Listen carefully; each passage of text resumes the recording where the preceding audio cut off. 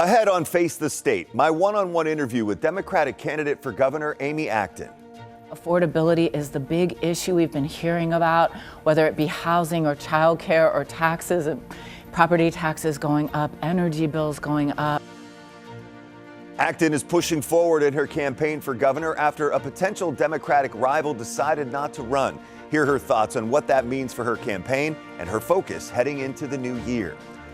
Ohio Senator Bernie Moreno just introduced a bill to outlaw dual citizenship. He says if you want to be an American, it's all or nothing. The senator explains what he believes is the problem with dual citizenship, plus the roadblocks he'll likely encounter. And the Columbus Somali community responds to President Trump's comments this week that he doesn't want them in America. The Somali community here is the second largest in the U.S. Why they say he overlooked their real contributions. Face the State starts now.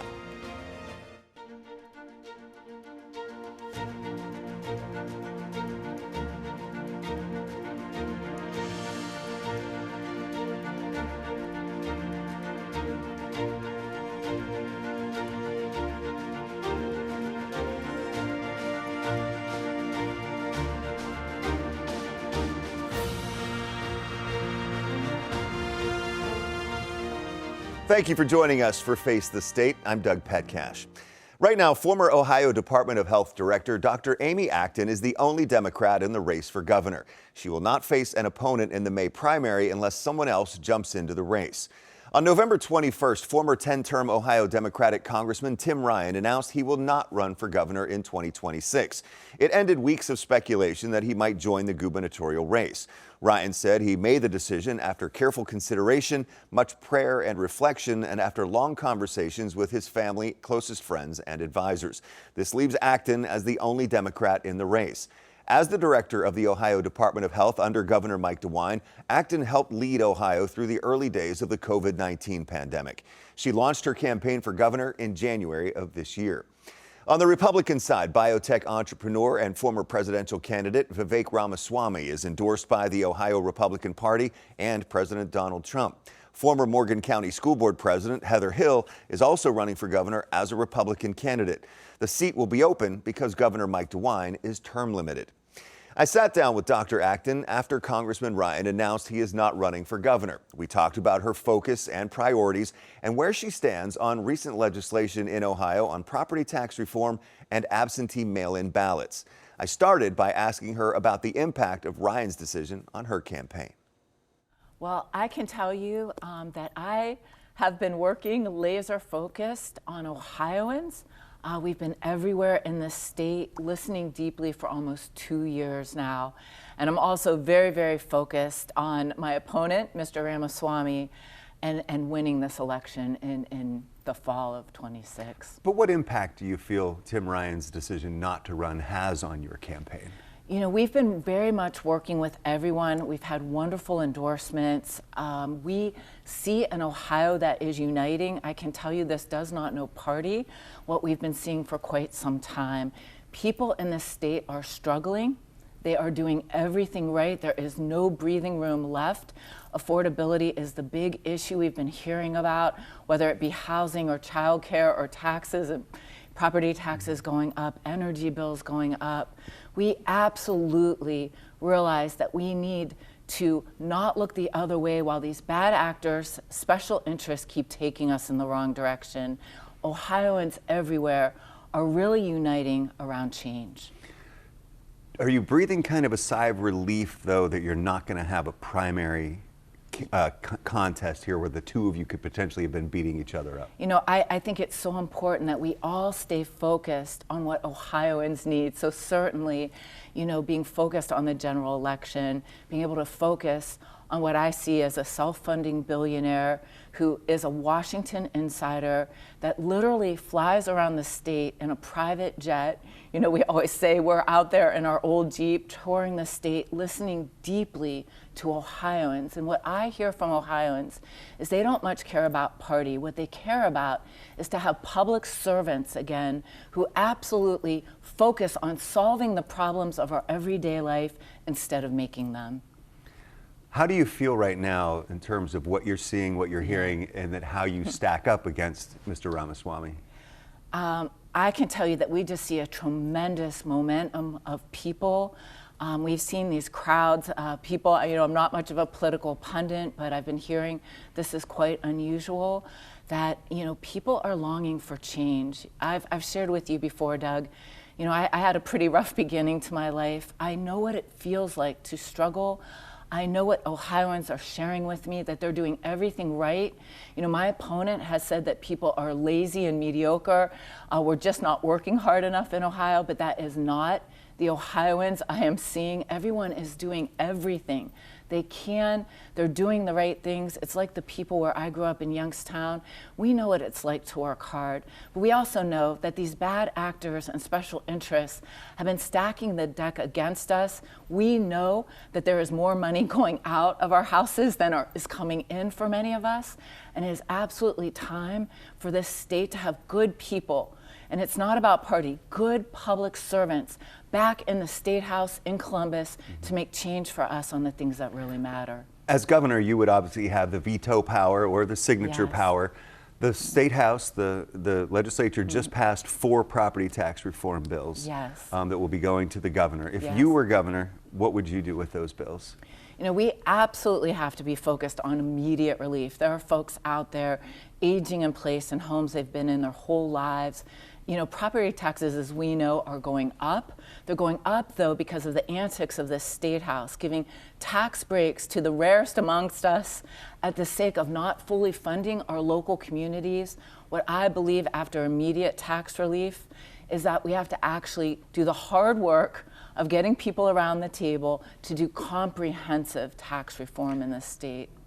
Are you concerned that this amendment proposal could go through that would eliminate property taxes across the state, just as you would be taking office if you win the election? I can see why people are worried about the property taxes, but we absolutely have to understand that it would be reckless for our local communities, our schools, our frontline responders, our libraries, all the things that are the glue that keep us safe, that keep us well. That we need property taxes, we need money to actually support these structures. The problem is the State House has been systematically for years not fully funding our communities. They've pushed more and more of the burden down, and then we are all paying for it. We're also paying in our energy bills because of the corruption and the bad actors who are not actually taking care of us and doing the work we've actually asked them to do. So we, need a thorough look at our taxes. We did this once in the 70s. The world has changed rapidly, but that's why as governor, I'll be doing a very deep dive and holistic look so that Ohio is affordable again for all of us. And there is no one who isn't feeling it right now, Doug. I mean, we just have to all admit it. There's no one who didn't. We shared our energy bill, my husband and I. I'm married to a 43-year public school teacher and a coach. We feel these things just like everyone else. And I think it has been so broken in our State House for so long, we forget that this isn't how it's supposed to work. It is supposed to be about good people on both sides of the aisle doing the hard work of making our lives better. One of the other big bills that came out of the legislature this week would eliminate the 4-day grace period for mail-in ballots to be received by county boards of elections. Obviously, you'll be counting on votes coming up in May and November, so if the governor signs it, this could impact this election. What are your thoughts on that bill? All of us should be upset about the fact that they don't want our voices heard. We've seen a systematic voter suppression coming out of our State House. I think, they recognize, if you just watch the results of the last election cycle, all over Ohio, people were demanding change in their local elections. And so I see this as another antic in the way of democracy and trying to make it easier for all of us to express. We want voters picking the people who are in the State House being public servants, not the other way around. And I can tell you when I'm governor, this gerrymandering ends. This ends with me as governor. We need good people on both sides of the aisle doing the work of Ohioans. I guess you would have to win a second term in order to make that happen, though, because these bills the redistricting maps are good for 6 years now. Yeah, well, I think there are many ways we can look at it. In 27, we have to be looking at it again. And absolutely, you know, if I'm governor in 30, we will be on the committees that make the decisions. What are you focusing on in this next leg of your campaign?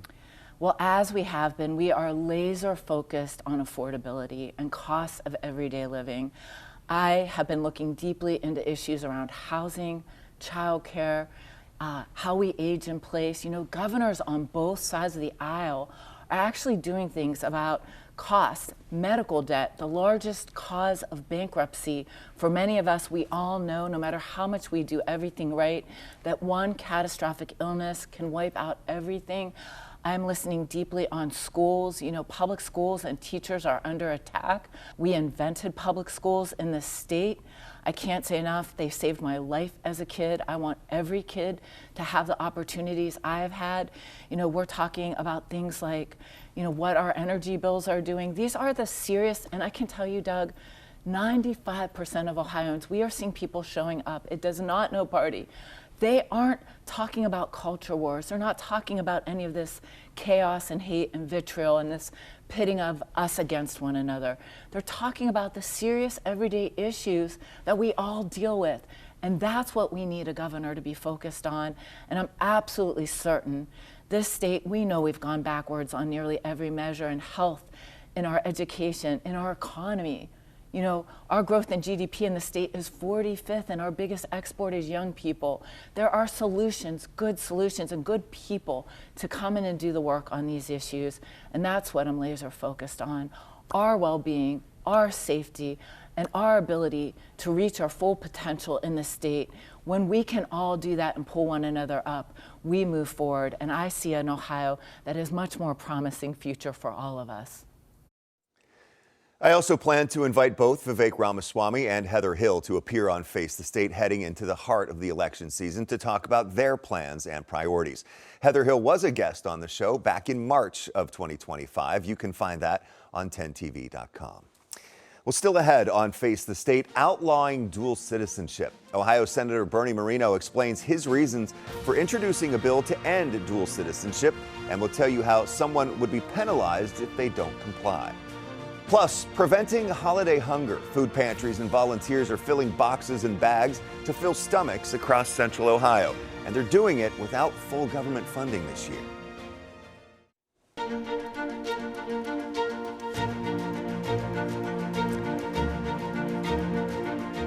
Welcome back to Face the State. Ohio Republican Senator Bernie Moreno introduced a bill last week in the U.S. Senate to outlaw dual citizenship. It's called the Exclusive Citizenship Act of 2025. In a news release, the senator said it would establish that citizens of the United States must have sole and exclusive allegiance to the United States. He says becoming an American citizen at 18 years old was one of the greatest honors of his life. He was born in Columbia. In a statement, he said it was an honor to pledge an oath of allegiance to the United States of America and only to the United States of America. Being an American citizen is an honor and a privilege, and if you want to be an American, it's all or nothing. It's time to end dual citizenship for good. Senator Moreno says allowing certain United States citizens to have foreign citizenship could create conflicts of interest. Under the Exclusive Citizenship Act of 2025, they would have to forfeit their dual citizenship. The bill states not later than 1 year after the date of enactment of this act, a citizen of the U.S. who also possesses foreign citizenship shall renounce their foreign citizenship or their U.S. citizenship. Those who fail to comply will be deemed to have voluntarily relinquished U.S. citizenship. I asked Senator Moreno what he believes is the problem with dual citizenship. When you become a U.S. citizen like I did, first opportunity you can do it is when you're 18 years old. If you're not born here. So you go do that. You pledge allegiance only to the United States of America. What's missing is that you don't have to renounce formally your citizenship of your prior country. So that's what our law fixes it. I also asked the senator what kinds of conflicts of interest he is concerned about with dual citizens. Well, you just don't know, right? You don't know whether you're viewing something from the lens of what's good for America or what's good for the country that you're a citizen of.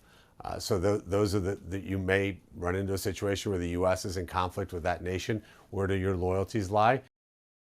A longtime Ohio Republican strategist Terry Casey says Marino is going to have to make his case for what problem the legislation would solve and what's going to be the benefit if it passes. It's nice to say people need to love America, which most people do, but then there's the technical questions. There's people like the First Lady of the United States who has dual citizenship. There's Governor Schwarzenegger's got dual citizenship. And then one of the biggest things, there's a lot of Jewish citizens in Ohio who have a great love of America, but also love and support Israel and have dual citizenship. Casey says it raises questions about people's taxes, military responsibilities, and the impact on those in business and the tech and entertainment industries. He also points out it takes a long time to get a bill through both the U.S. House and Senate. Federal officials say immigration and customs officers started a new operation in Minnesota, specifically targeting undocumented Somali immigrants. The new effort comes after a cabinet meeting with President Trump. Trump was asked if Minnesota Governor Tim Walz should resign over fraud allegations regarding the state. Here's part of what the president said that day. But this beautiful place, and I see these people ripping it off, and now I'm understanding, and you're going to look at that, Scott. I hear they ripped off Somalians, ripped off that state for billions of dollars, billions, every year, billions of dollars. And they contribute nothing. The welfare is like 88%. They contribute nothing.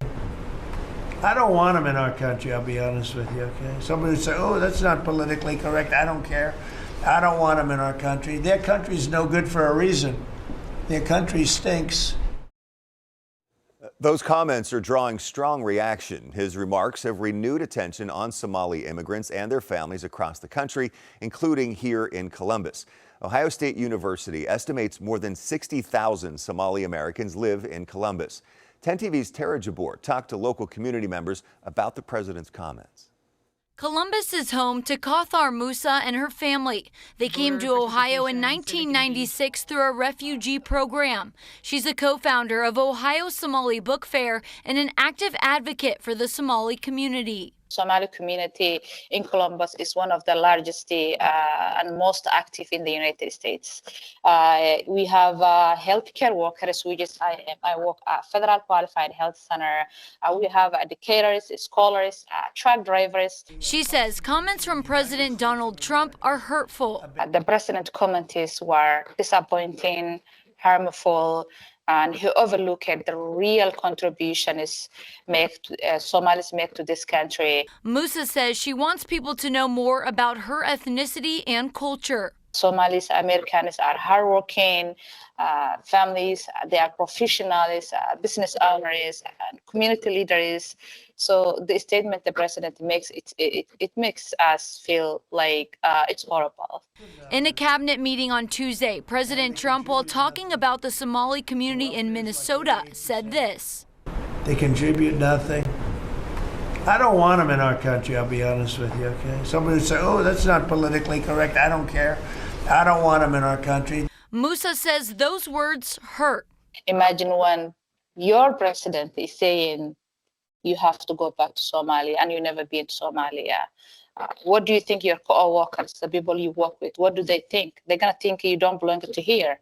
And that's harmful. Morgan Harper, co-founder of Columbus Stand Up, works closely with the Columbus Somali community. She says the Somali community is an important part of Central Ohio. The Somali community is a beautiful reflection of Central Ohio being a welcoming place for refugees, for immigrants. And that's one of the most inspiring things to me about the Somali community is just how big it's grown. For Musa, she encourages people to get to know their Somali neighbors. The Somali community, the greatest strength is resilience, unity, and also we have a strong family value. And we support each other and we uplift our neighbors. Reporting in Columbus, Tara Jabbour, 10 TV News. State Representative Ishmael Muhammad of Columbus is the first Somali American elected to the Ohio House. He said rhetoric singling out an entire community is dangerous and deepens divides. In a statement, he said, although America wasn't always welcoming to new arrivals over the generations, we aspired to create laws and mend hearts and minds into accepting our unique founding principle and shared values. We are called upon again to call out hate and division. Governor Mike DeWine vetoed a bill that would have allowed teenagers to work longer, later hours. The bill would allow 14 and 15-year-olds to work up to 9 p.m. on school nights instead of the current 7 p.m. deadline. In a statement, the governor said, I believe it unwise to provide for 14 and 15-year-olds to work on a school night that late at night. I see no compelling reason to deviate from current law. The governor goes on to say he believes the current law has effectively balanced the importance of 14 and 15-year-olds learning to work with the importance of them having time to study. Still ahead on Face the State. Food preparation is our thing, and that means using the money we get the best way we can. Demand is high, but funding is lower than usual at Central Ohio food banks. Now they're stretching their dollars to make ends meet.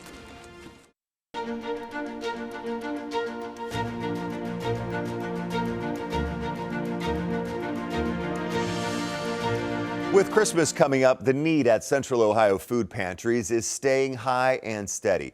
It comes at a time when pantries are facing funding challenges of their own. I recently went to the NEMAP food pantry in the South Linden neighborhood of Columbus to see how they are working to prevent holiday hunger.